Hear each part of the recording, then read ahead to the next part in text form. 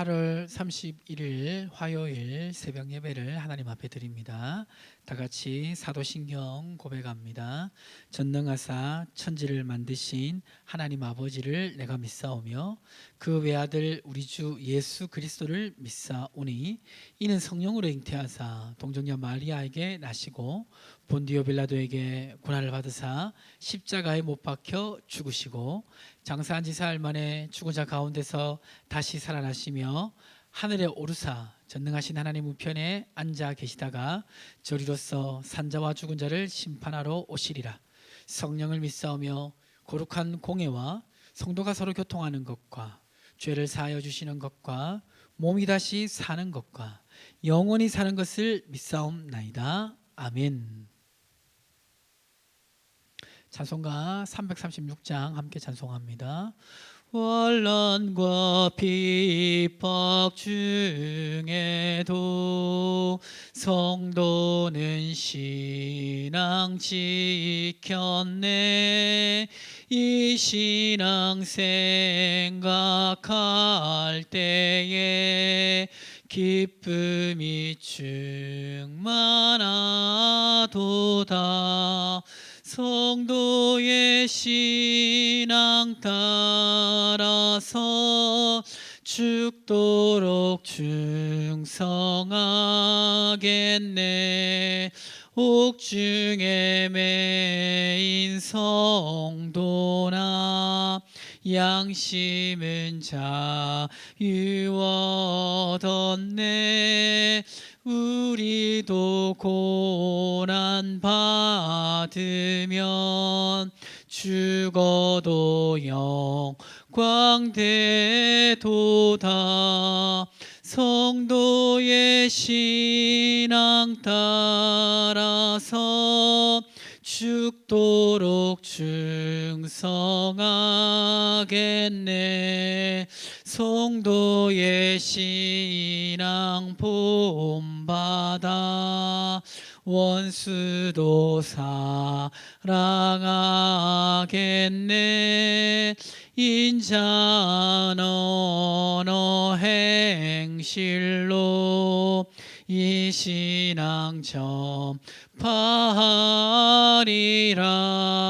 성도의 신앙 따라서 죽도록 충성하겠네. 아멘.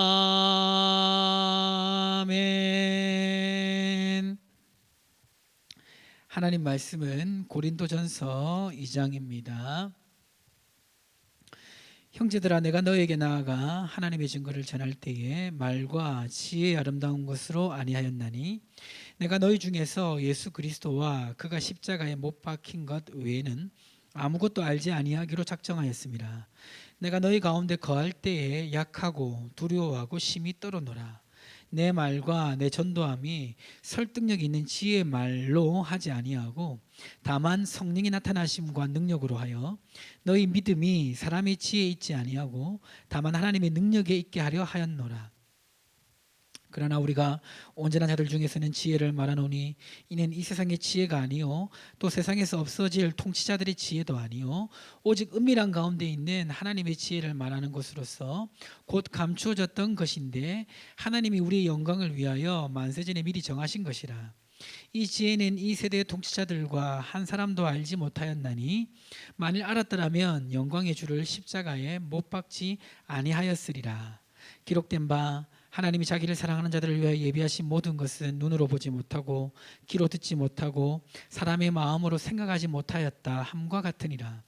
오직 하나님이 성령으로 이것을 우리에게 보이셨나니 성령은 모든 것 곧 하나님의 깊은 것까지도 통달하시느니라. 사람의 일을 사람의 속에 있는 영 외에 누가 알리요? 이와 같이 하나님의 일도 하나님의 영 외에는 아무도 알지 못하느니라. 우리가 세상의 영을 받지 아니하고 오직 하나님으로부터 온 영을 받았으니 이는 우리로 하여금 하나님께서 우리에게 은혜로 주신 것들을 알게 하려 하심이라. 우리가 이것을 말하거니와 사람의 지혜가 가르친 말로 하지 아니하고 오직 성령께서 가르친 것으로 하니 영적인 일은 영적인 것으로 분별하느니라. 육에 속한 사람은 하나님의 성령의 일들을 받지 아니하나니 이는 그것들이 그에게 어리석게 보이며 또 그는 그것들을 알 수도 없나니 그러한 일은 영적으로 분별하기 때문이라.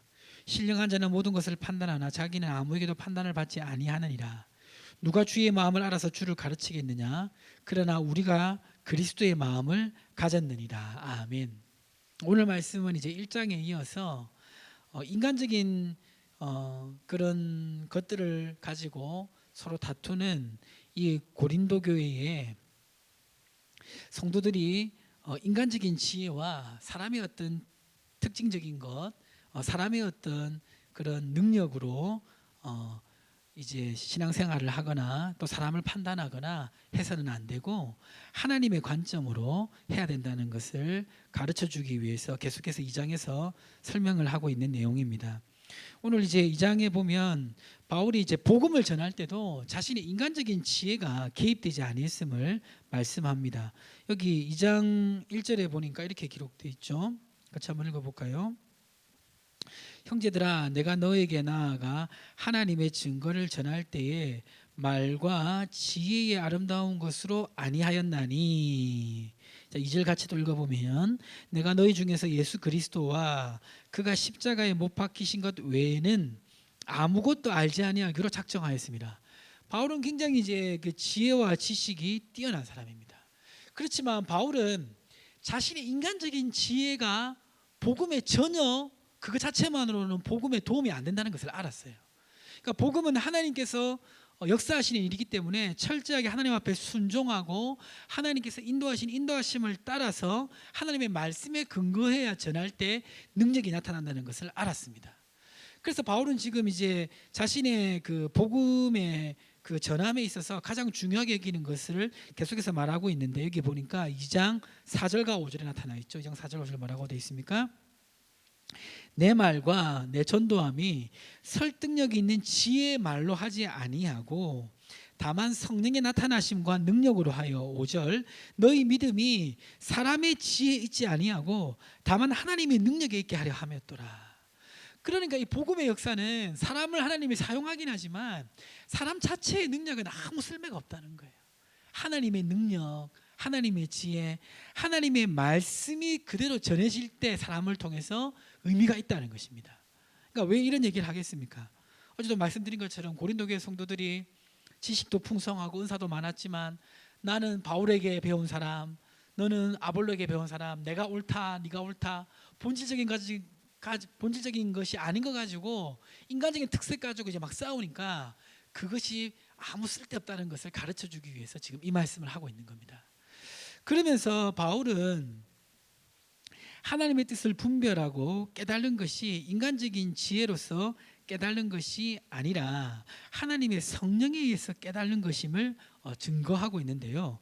그 중에 하나가 뭐냐면 이 세상 사람들이 정말 지혜로운 사람들이었다면 왜 예수 그리스도를 십자가에 못 박았느냐, 그거를 말하고 있습니다. 그러니까 결국 이 세상의 지혜라는 것은 대단해 보여도 예수님을 십자가에 못 박게 되는 그런 지혜라는 거예요. 그러니까 하나님의 일에는 그리스도가 중심이 안 될 때는 아무 의미가 없다는 겁니다. 그래서 이게 8절에 보니까 이 지혜는 이 세대의 통치자들이 한 사람도 알지 못하였나니 만일 알았더라면 영광의 주를 십자가에 못 박지 아니하였으리라. 그러니까 이 세상 사람들이 자기의 지혜만 가지고 있고 하나님의 지혜가 없으니까 결국 어떠냐? 예수를 십자가에 못 박지 아니하느냐, 그걸 말하는 거예요. 그리고 이제 하나님의 일들은 사람의 인간적인 능력으로 감찰할 수 있는 것이 아님을 말합니다. 9절에 보니까 이렇게 기록되어 있죠. 9절 기록된 바 하나님이 자기를 사랑하는 자들을 위하여 예비하신 모든 것은 눈으로 보지 못하고 귀로 듣지 못하고 사람의 마음으로 생각하지 못하였도다 함과 같으니라. 그러니까 하나님의 이 그 일들은 인간의 능력으로는 캐치할 수 있는 게 아니라는 거예요. 그러니까 인간적인 그 능력이 있어봤자 하나님이 열어주시지 아니하시면 아무 쓸데가 없다는 겁니다. 그러면 어떻게 하나님의 일을 깨달을 수 있느냐? 그것이 2장 10절에 기록되어 있죠. 2장 10절 이렇게 말하고 있습니다. 오직 하나님의 성령이 이것을 우리에게 보이시나니 성령은 모든 것 하나님의 깊은 것까지도 통달하시느니라 라고 말씀하고 있습니다. 그러니까 바울이 이제 하고 싶은 말은 뭐냐면 결국에는 2장 14절이에요. 2장 14절 말씀 같이 읽어보겠습니다. 시작. 육에 속한 사람은 하나님의 성령의 일들을 받지 아니하나니 이는 그것들이 그에게 어리석게 보임이요 또 그는 그것들을 알 수도 없나니 그러한 일은 영적으로 분별되기 때문이라. 그러니까 인간적인 마음을 가지고는 하나님의 뜻을 알 수도 없고 깨달을 수도 없고 실천할 수도 없다는 거예요. 그러니까 인간적인 것 가지고 싸우지 말라는 겁니다. 하나님 나라의 일에 아무런 도움이 되지 않는다는 거죠. 그러나 깨어서 기도하고 본질적인 것을 붙들고 성령의 인도하심을 받는 사람은 하나님의 뜻이 무엇인지를 알고 하나님의 뜻을 실현할 수 있는 능력이 있다는 거예요. 그러니까 우리 삶에 적용해 볼 수가 있을 것 같습니다. 우리는 우리 어떤 인간적인 능력으로 내가 좀 더 똑똑하고 사회 경험이 많다고 해서 하나님의 뜻을 더 잘 깨달을 수 있는 거 아니에요. 물론 그런 능력들을 하나님이 귀하게 쓰시기도 합니다. 그러나 정말 중요한 것은 뭐냐면 항상 겸손하게 깨어서 하나님의 뜻이 무엇인지 말씀과 기도를 통해서 늘 상고하는 자세가 필요합니다. 겸손한 마음으로. 이렇게 보면 하나님의 생각은 우리 생각과 다를 때가 너무나 많아요. 물론 일반적으로 하나님 일하실 때도 너무 많죠. 지극히 상식적으로. 그러나 우리의 생각을 벗어날 때가 너무나 많은데 그것은 내가 하나님 앞에 깨어서 반응하지 않을 때는 절대 알 수 없을 때가 많습니다. 주로 이제 이러한 것들이 이렇게 많이 드러나게 되는 그 지점이 언제냐면 어떤 사건 사고가 있을 때하고 또 연간 계획을 세울 때예요. 어떤 사건 사고가 있을 때 어떤 문제가 있으면 사람들이 쉽게 자기 경험 속에서 해결책을 내어놓잖아요. 근데 하나님의 사람들은 자기 생각으로 해결책을 이렇게 놓기 전에 한 번 더 하나님 앞에 기도할 필요가 있어요. 그러면 하나님이 생각한 더욱더 훨씬 더 좋은 방법들을 알려주실 때가 너무나 많습니다. 그리고 때로는 도저히 답을 찾을 수 없을 때가 있잖아요. 인간적인 그런 방법으로 답을 도저히 찾을 수 없을 때가 되면 우리가 하나님 앞에 기도를 자연스럽게 하게 되는데 그러다 보면 인간적으로는 도저히 생각할 수 없었던 그 문제에 대한 너무 쉬운 답을 찾아낼 때도 많아요. 바로 하나님이 성령으로 가르쳐 주시는 거죠. 그 연간 계획을 세울 때도 마찬가지라고 생각합니다. 1년의 계획을 그냥 세울 수도 있겠지만 하나님 앞에 물어보고 성령의 인도하심과 말씀의 지도하심을 따라 세우면 내가 생각하지 못했던 계획들을 세울 수도 있는 것이죠.